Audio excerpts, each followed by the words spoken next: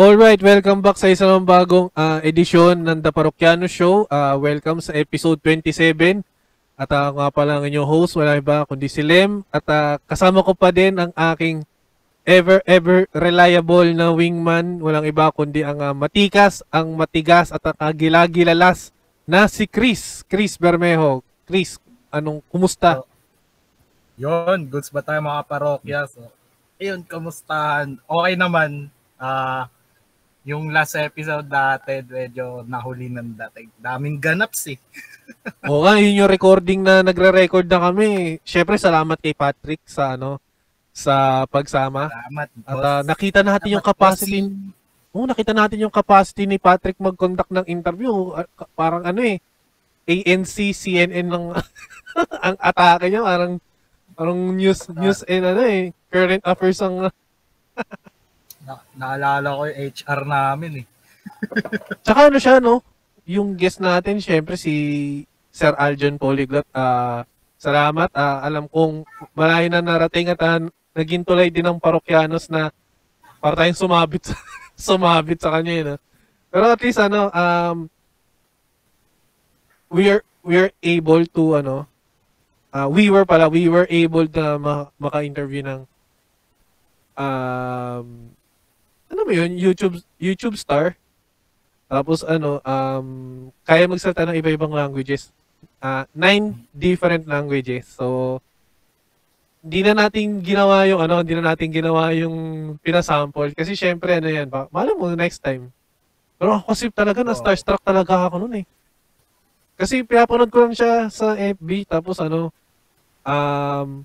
yung reels niya lumalabas din sa akin. Tapos yun nga, nakakita tayo ng superstar na lumabas sa TV talaga, Chris.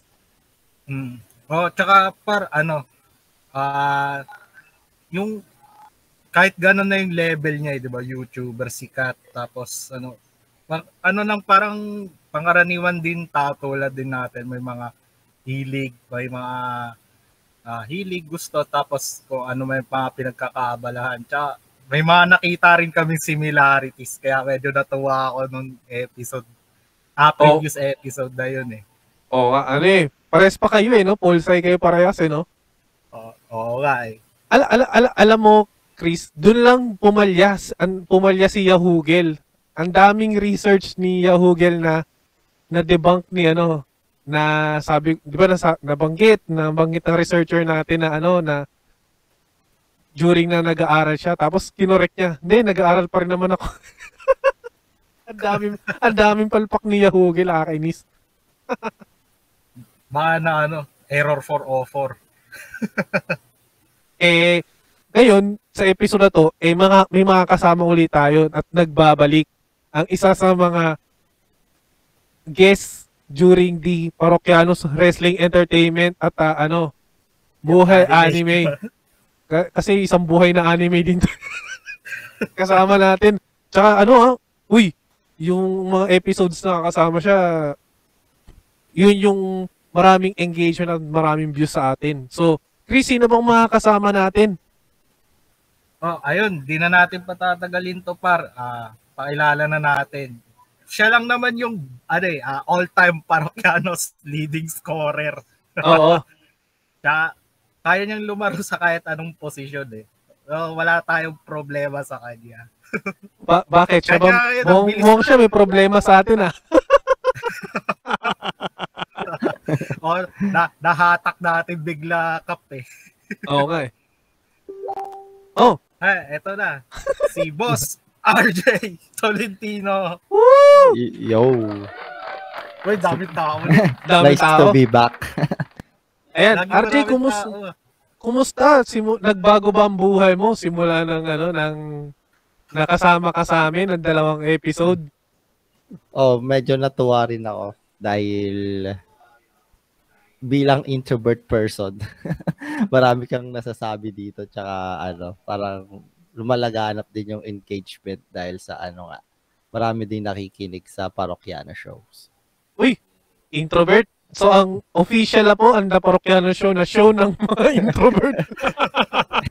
Oo, dahil ang guest po namin ay introvert at ang co-host po ni Paring Lema isa introvert intro boy. Oo nga. Ayun, dahil nabanggit mo nga, Chris, ang guest natin na si RJ ay ang all-time Parokyanos goal scorer, best goalkeeper noong Secret Cup, last year yan, di ba? Last year yun. Oh, yan. So, ang topic natin ngayon, walang iba kundi ang upcoming friendlies ng The Parokyanos Football Club at ng Galacticos or PMF All-Stars. Hindi, Galacticos. Kasi nabanggit namin dun sa isang show namin, dun sa Madrid Talk PH na every year, nagkakaroon po kami ng internal na competition. And yung Galacticos kasi, same yan ng Parokyanos na nung nagsimula, yun yung nagtuloy-tuloy ng na present kada taon. Now on its third year na itong taon na to. So, oo. Bago natin tayo mag-jump dun sa friendlies, pag-usapan muna natin yung paano ba napunta si RG sa parokya tapos ayan. Hanggang doon na sa friendlies. Ata yun eh. Di ba viewing ata ng klasiko nung pandemic? Tapos pagkatapos nung klasiko, nagpaiwan sa sa Zoom. Sa Zoom. Sa Zoom. Tapos, yun, biglang napasama na. Ikaw ba, RG, matagal ka na ba naglalaro talaga? Hindi, naglaro lang ako nung before pandemic lang eh. Tapos, semesters ko lang ata na experience na mag-11 aside. Pa lang yun? High school. Hindi ako naniniwala dyan. Okay. Kita mo naman yung laro niya parang pro no? Parang pro. Kita mo na. Hindi, magpakatotoo na lang tayo. Pag nakita natin si RJ, di ba, parang since kaya nga niya mag-goalkeeper, pero yung laro niya bilang forward, kulang lang sa muscle. Pero kaya niya bungguan talaga mga mama yung kalaban natin. Parang Rodrigo na yung bago pa lang sa Madrid. Oo, yan. Tama.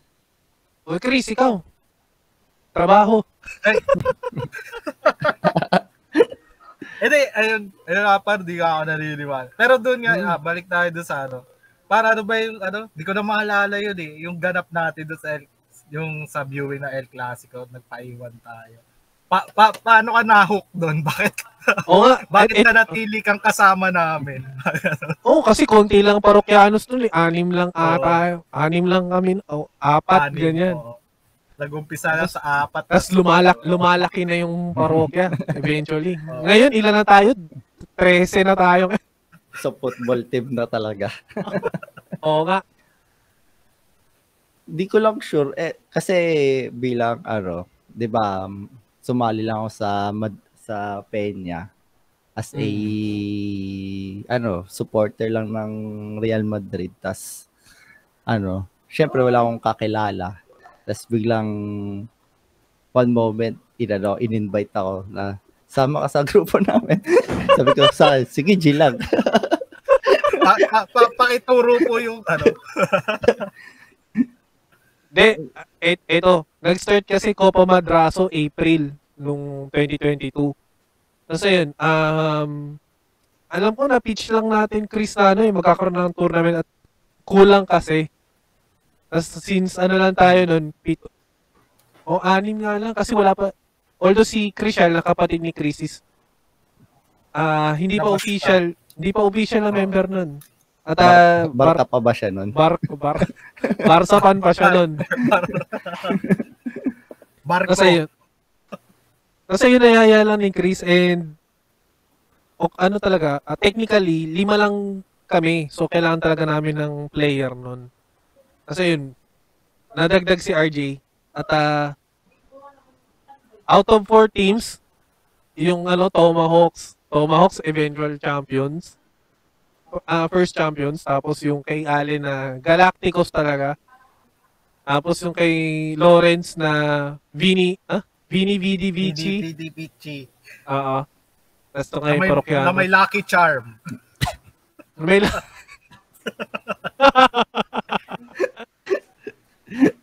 Kasi yun, last year din, yung Tomahawks hindi na hindi na sila nagpatuloy. Pero most likely yata inaprobahan ng PAGCOR yung other club license nila. Pero kung nakikinig kayo, kung sino man ang mga dating miyembro ng BBB, ng Galacticos at ng Tomahawks, nagsisimula na po ang banter courtesy of Chris. Ayan na. Na may lucky charm. May lucky charm. Lucky charm. Pero nung last year,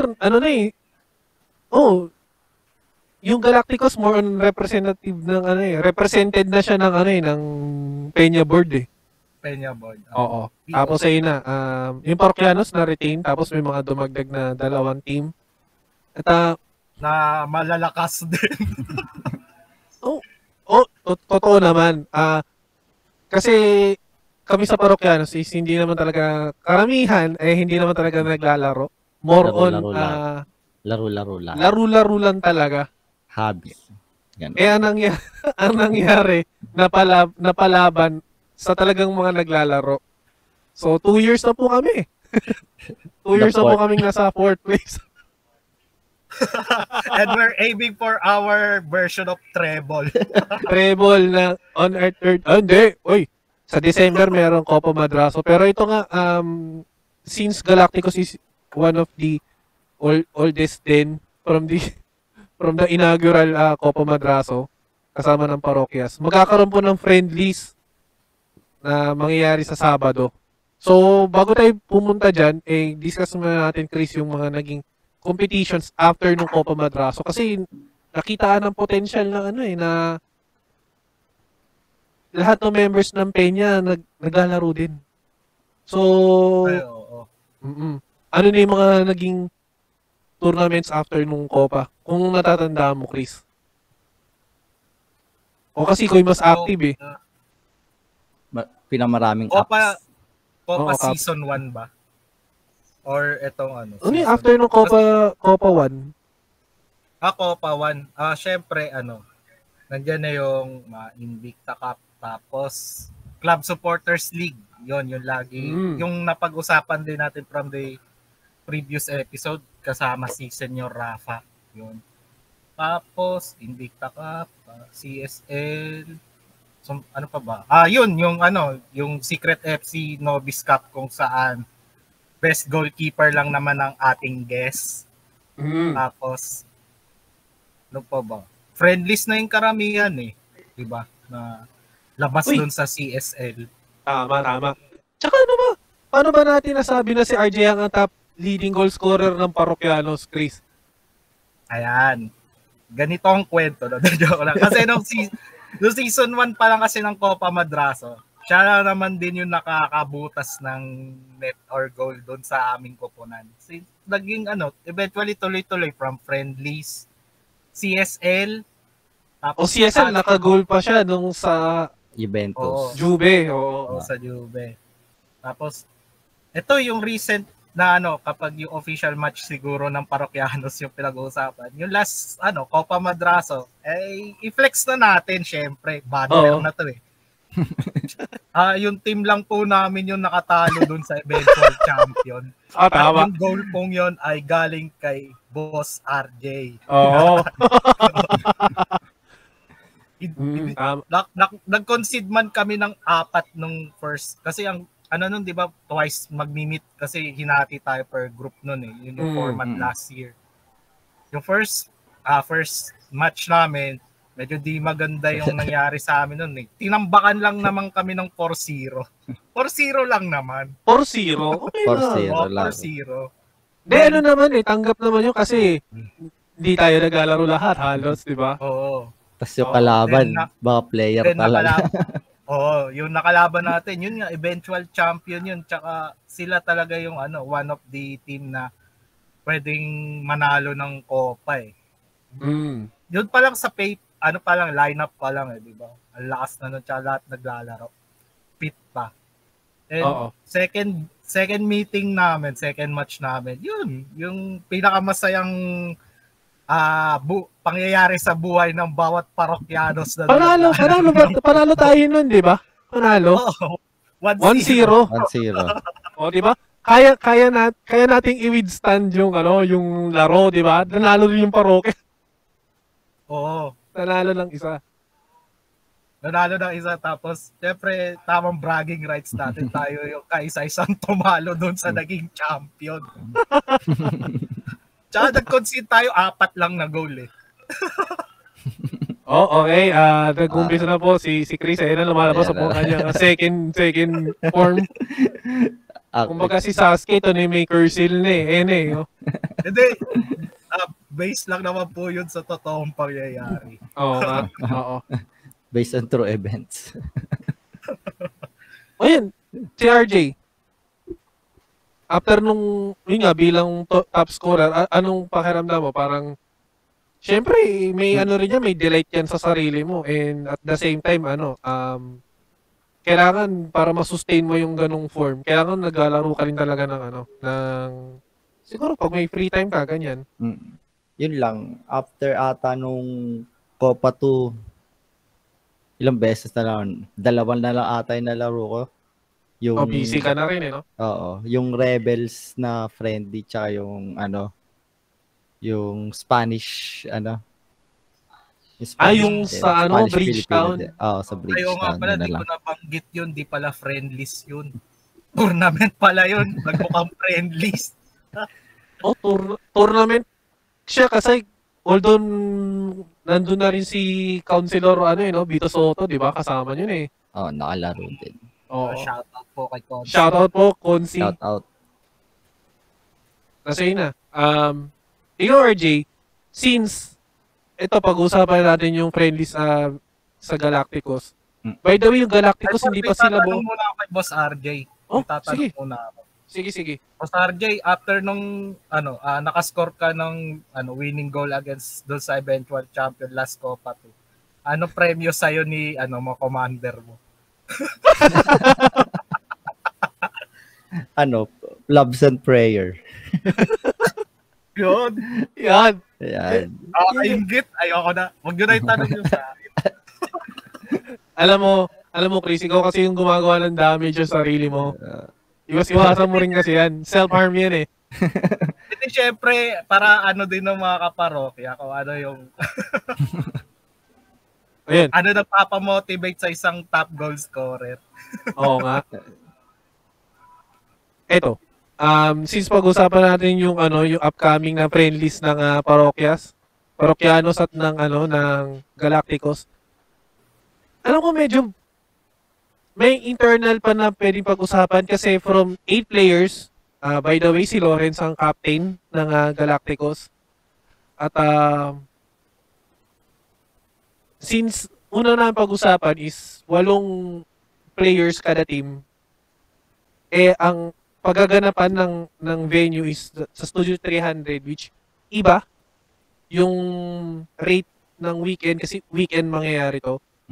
So nag-isip pa kami na maging 10 per team. Di naman pwede yung 10 dun sa field, di ba? Kasi maliit lang yun. Siguro mga 5 lang ata dun, di ba? 5 o 6. Kaya naman ang 6 dun? Kaya pa? Kaya ng 7 aside dun eh. Oo nga, pwede. Kaya pa ng 7 aside. Parang yung experience na nung CSL yan. Pituhan. Tama. Ang parokyanos po ngayon, nasa sabak, sa salang, syempre ako, si Chris, si RJ, syempre si CJ, si Gids, ang bago recruit, si Rafa, tsaka si General Vincent. Pero nag-isip pa kasi kami ng dalawa pa. Para lang, bukod sa lumitang gastos. Hindi, pero yun nga, nag-isip pa kami ng dalawa pa. Tsaka si Christian pa pala, yun. Parang pinapainal pa namin yung 10 players eh. Sana may mga sumama pa. Sana si Aid sana. Pero ang sure ko sa kabila may Angel eh. Tsaka wala kasi tayong babae eh. Pwede ay kapatid ni Vincent, no? Kasi sabi ni Ener, sasama niya raw eh. Pero yun nga, kaya nabanggit natin All-Stars kasi All-Star talaga yung kabila. Nagsama-sama yung Tomahawks, Galacticos, tsaka BBB nun eh. Tsaka yung, kung meron man sa Morados na eventual champions ng Copa 2. Ay, oo nga, nandun na. Tsaka Los Blancos kasi si Alfred nandun eh. Yung from Copa, tama, last season. Eto, hindi namin di-discuss yung tactics pero ano kayo saan area kayo na dapat dito talaga tayo nag-usap pero saan area kayo tayo dapat mag-improve? Tsaka hindrance. Ako yung hindrance talaga syempre unlike kay Chris, bira kasi ako makalaro lalo na pag weekend kasi more on pag weekend laundry day, family day, rest day talaga. Ako yun yung nakikita kong hindrance sa akin kaya di talaga ako nakakalaro. Ayun. Ikaw, Chris? Hindrance? Schedule. Although, yun nga, namamanage ko naman din makapaglaro at least one day dun sa weekend. Pero talaga, schedule talaga. Kasi syempre, sa labas ng football field, ordinaryong tao rin naman tayo eh. Okay. May laundry day, family day, rest day. Yun. Tsaka di tayo full, yung professional football player na football lang yung iintindihan kasi trabaho mo na yung paglalaro. So, ayun nga, schedule. So, si RJ? Si Boss RJ. Yun nga, yung busy life. Kasi di lang naman talaga football yung Siyempre may iba pa tayong pinagkakaabalahan sa buhay. Kaya, yun talaga yung mga hindrances. Ito si RJ, di ba? Boss, mga fans mo pa, boss, no? May mga nagpapa-autograph sa'yo, boss, no? Kasi yung top goal scorer. Kung meron lang. Paano pag yung Lucky Charm nagpa-autograph? Ay, wag. O kaya hiningi yung address mo. Ay, wag. Oo nga. Baka tayo dyan, padapuan tayo ng malas.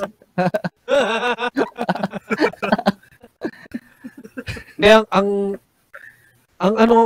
kasi dyan, syempre, Sabado to, hapon. Sa schedule ni RJ, baka mag-conflict to eh. Kasi may pasok to ng may pasok ng gabi to. Na yun, nakaplanado na yun. Naka-SL yun, naka-SL. Naka-soccer leave yan. Soccer leave yan. Narinig nyo po, HR ng kanyang. Kung saan po pumapasok si RJ, kung napakinggan nyo to, malamang tapos na. At pwede nyo po magamit ng reference pag sinabi ni RJ na SL po ako. Diyan kasi nun kay Chris kasi kada laro na ito, lalo pag na overwork to, parang kala mo may gout yung nito eh, yung paa nito eh. Ni Chris. Bawal sa monggo yata si Boss Chris. Hindi, yung parang may tama lagi. Parang may tama na.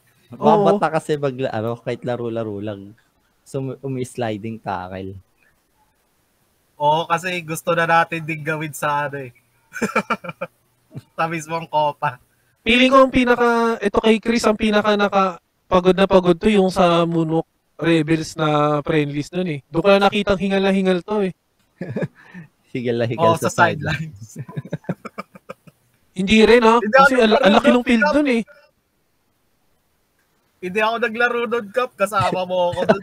Para sa dalawang nanonood dun. Hindi ka ba naglaro nun?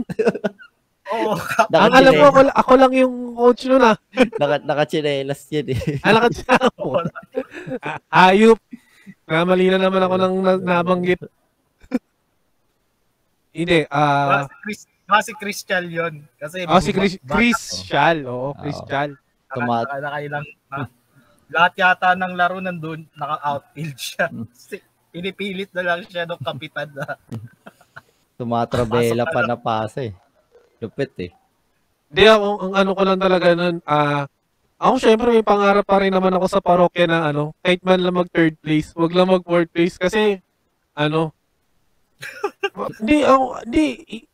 totoo kasi alam mo yung mga kalaban natin eh. Mga talaga yun, mga player talaga yun.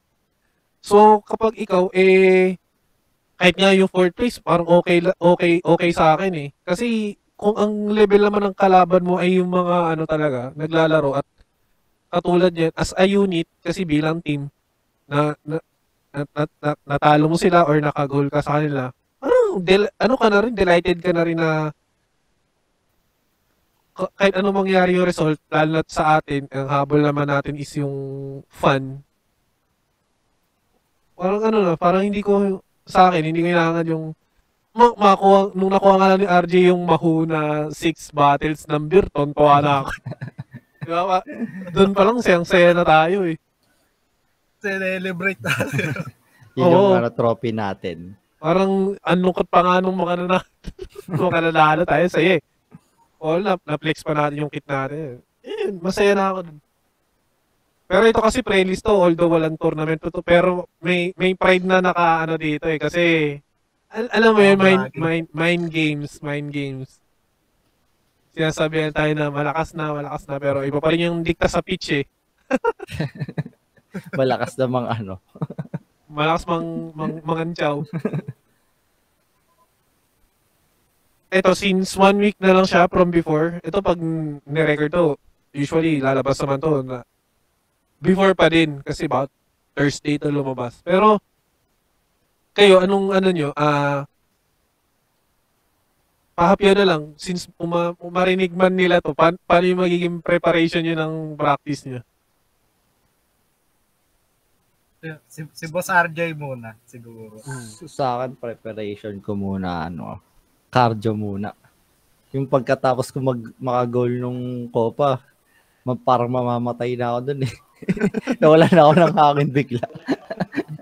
Grabe kasi yung takbo natin dun, boss eh, no? Galing counter kasi yun eh. Tapos, ewan ko parang eventually nang maganda yung true ball ng pasa ko. Tapos, di ko alam kung kay boss agad ba napunta yun or kay CJ.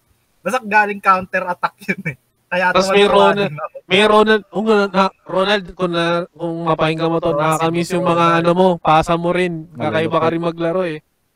Nagaganda ng mga pasa nun.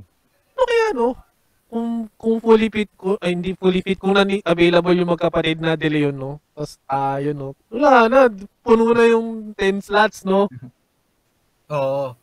May Bermejo brothers na, tapos may De Leon brothers pa, diba? Alam nyo, wag kasi kayo magpalipat.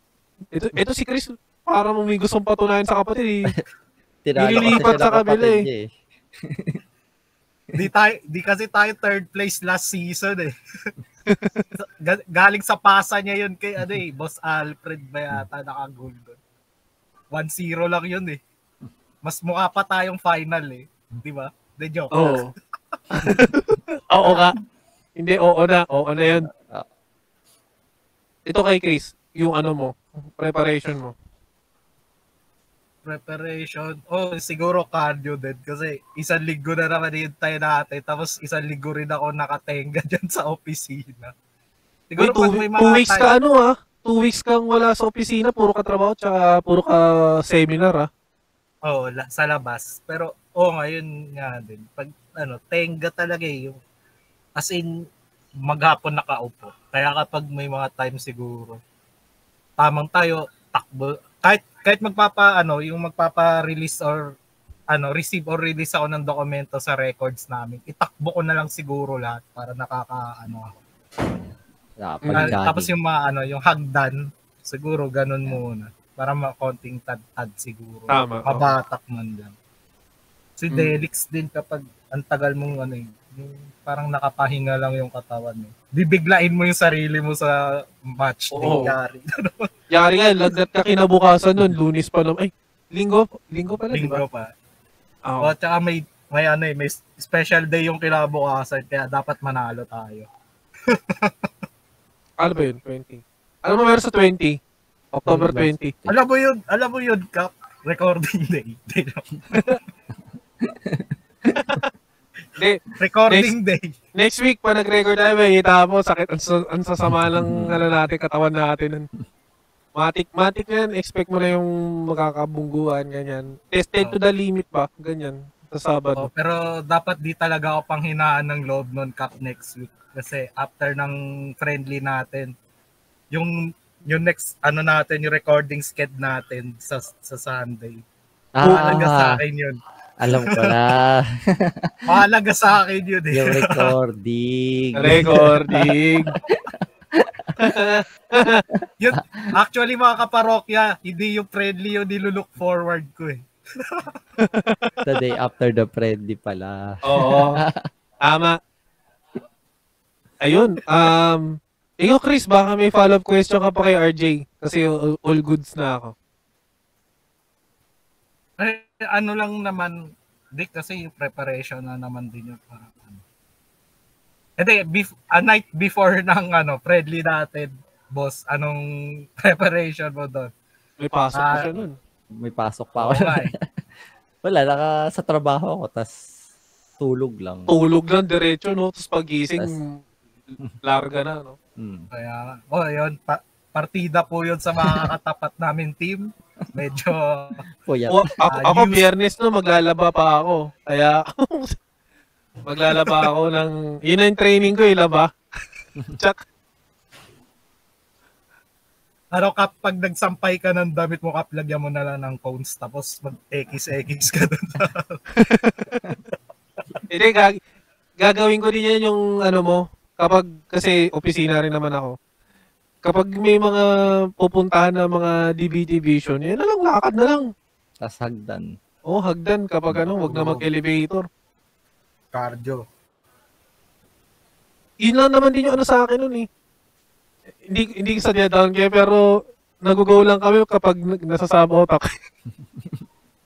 Kasi yung hina ng cardio. Pero gamit na gamit si AIDS nun. Parang pasensya ka na AIDS. Kasi kapag nasa sub-op ako, siya yung pumapalit. Kinukulang sa tangkad si AIDS eh. Pero in fairness kay AIDS, siyempre, naman.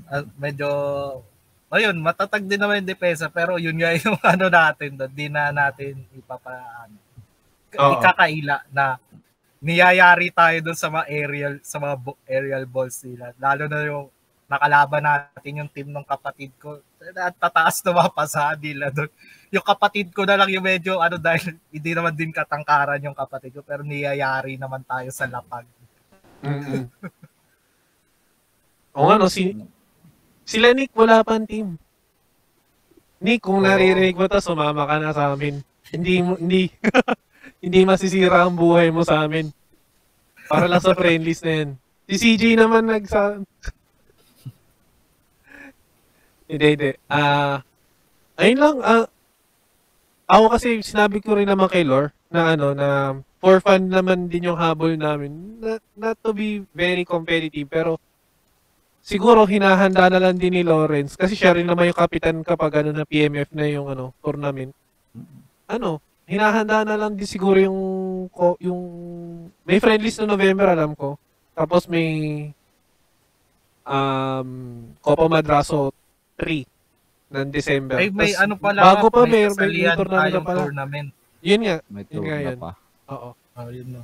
Yung sa parang every Saturday yun. So baka etong friendlies na to yung magiging basis na rin ng ating kapitan para doon sa i-call up niya. Kasi pang malakasan tournament yung sasalihan natin yung November, December.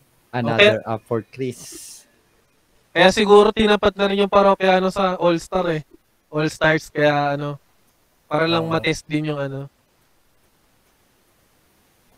Pero yun, sa amin, sana maging okay yung tournament at for fun talaga. Yes. Huwag lang kami tambakan. Dahil di po kami magpapatambak.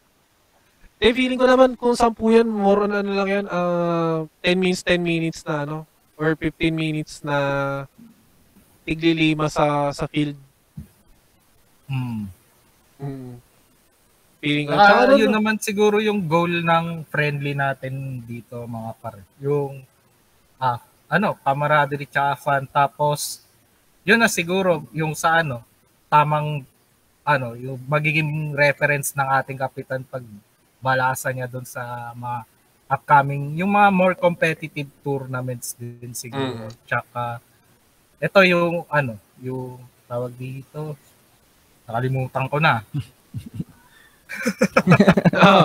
Sige, kayo mo yan. Describe mo na lang. Hindi, ko na parang camaraderie and fun. Tapos, siguro yung sa yung parang Chemistry din. review na rin ng Copa natin kung sino yung mga fit. Tapos, yun, yung ma-promote din yung community natin. Yung Pinoy Madridista as Peña Madridista Filipinas. Yan.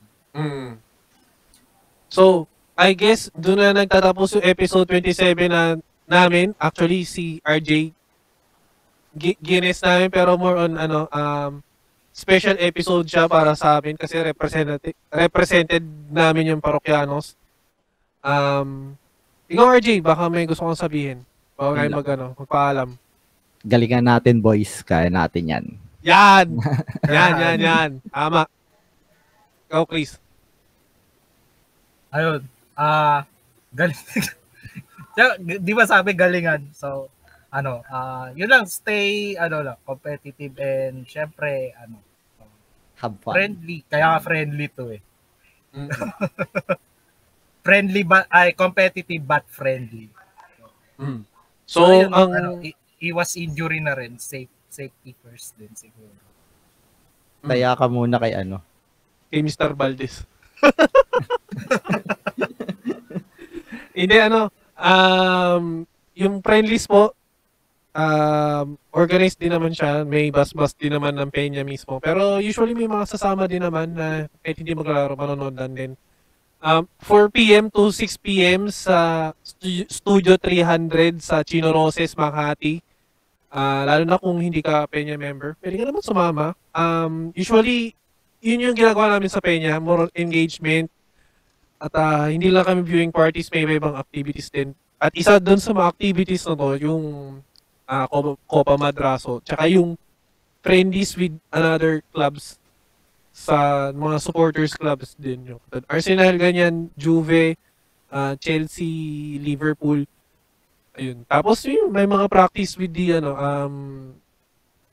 kasi maliit lang naman yung football community talaga. So, minsan nakikita nyo si Chris, minsan nasa Invicta or sa Secret. Ayun. Si Lore, yan. Malamang si Lore sa Invicta yan. Oh. Kasi minsan sa bahay ko lang. Nagre-record yan. Minsan naglalaro lang. So, ayun. Mula sa akin, tsaka kay Chris. Chris, closer. Ayun. Akala ko wala na. So, eto. Ugaling makinig at manood ng The Parokyanos Show para sa tuloy-tuloy na talakayan at kuro-kuro. Tsaka share nyo na rin yung experience kagaya nitong ang mga ganap nyo sa buhay. Yun lang. Ayan, nasa Spotify na po kami usually at Amazon Podcast, Apple Podcast, pati sa Google Podcast. Pakinggan nyo na po kami. At sa Spotify, pwede po kayo mag-comment. And yung comment nyo naman po is lumalabas na re-review ng aming admin. And malay nyo, pwede kayo masama or mag-guest. And sa YouTube din, sundan nyo lang din po kami. At kung may mga gusto kayo sabihin, i-erase nyo. Kasi malamang at mababasa rin namin ni Christian, pati ng mga researcher namin si Yahugel tsaka si Admin Levin. So mula sa akin, kay Lem at kay Chris, Kita-kits po sa susunod na episode at mabuhay po ang parokya.